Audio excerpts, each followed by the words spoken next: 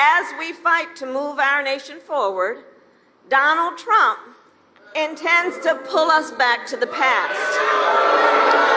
But we're not going back. We are not going back. We're not going back.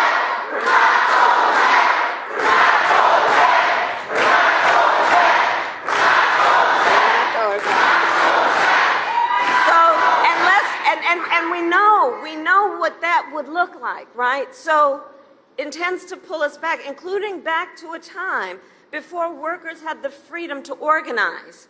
As president, we will always remember Donald Trump blocked overtime benefits from millions of workers. Tyrese talked a bit about this and opposed efforts to raise the minimum wage. He appointed union busters to the National Labor Relations Board, and he supported so-called right-to-work laws. And if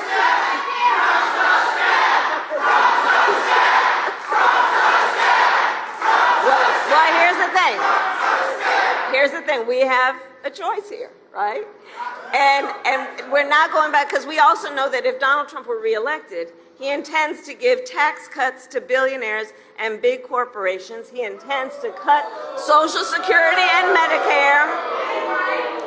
He wants to impose what in effect is a national sales tax on everyday products and basic necessities that will cost, and economists have said this, that will cost a typical American family almost $4,000 a year.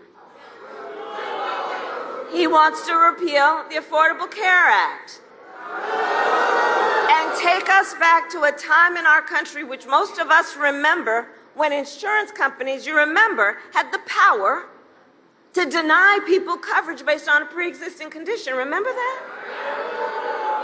Deny people, children who had asthma, a survivor of breast cancer, a grandparent with diabetes.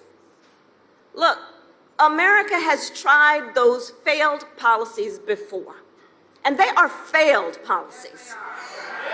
And we are not going back. We are not going back. We are not going back.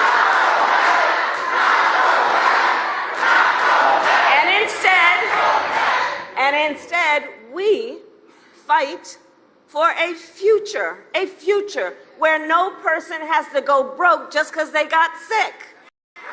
And so when I am president, we will continue to strengthen the Affordable Care Act. We will bring down the cost of prescription drugs, not only for some, but for all Americans.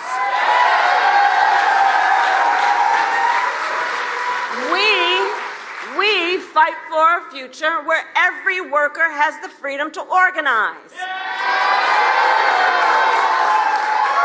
And so when I am president, we will pass the PRO Act and end